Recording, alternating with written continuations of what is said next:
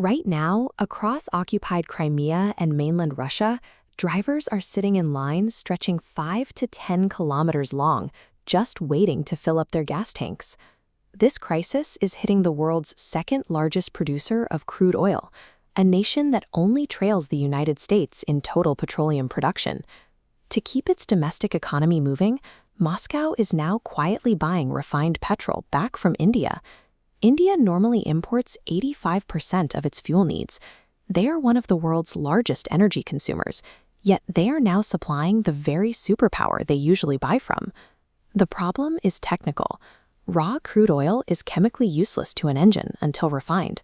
While Russia has abundant crude, they are suddenly missing the massive industrial machinery required to bridge the gap between oil field and gas station. Russia remains oil-rich, yet they lack the functional capacity to make their own resources usable. This bottleneck is the result of a shift in Ukrainian strategy. They are using cheap, unmanned aerial vehicles to bypass traditional front lines and strike deep into the Russian interior. These drones have focused specifically on energy infrastructure, successfully damaging over 18 Russian oil refineries. Russia requires roughly 110,000 metric tons of fuel per day to function. Following these strikes, the domestic supply plummeted by 25%, falling to just 85,000 tons. A refinery is a dense, intricate labyrinth of specialized pipes and pressurized systems. Because of this complexity, repairs cannot be done quickly. Restoring a damaged unit often takes months or years. By utilizing cheap, low-cost technology, Ukraine has throttled the Russian economy by targeting its most valuable, immovable domestic bottlenecks. To keep vehicles moving, Russia is forced to outsource its refining process to foreign partners. The first step involves exporting raw crude to India at a massive discount. In June alone, Russian oil accounted for 52% of all Indian crude imports.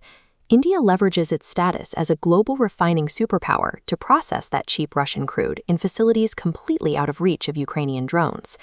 Much of this work is handled by private refiners like Nayara Energy, a company in which the Russian state oil giant Rosneft holds a 49% stake.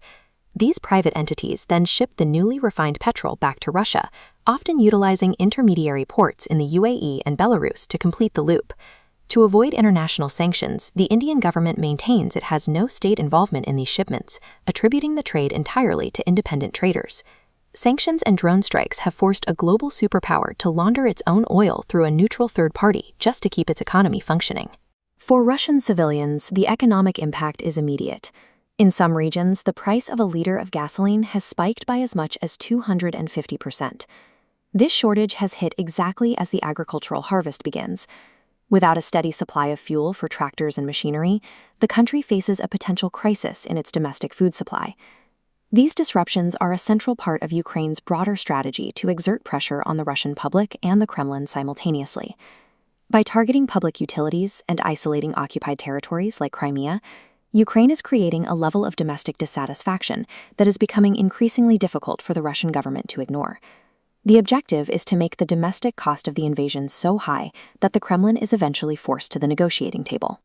A single drone strike deep in Russian territory now triggers a multi-thousand-mile logistical detour through Indian ports, ending back where it started, inside a Russian tractor.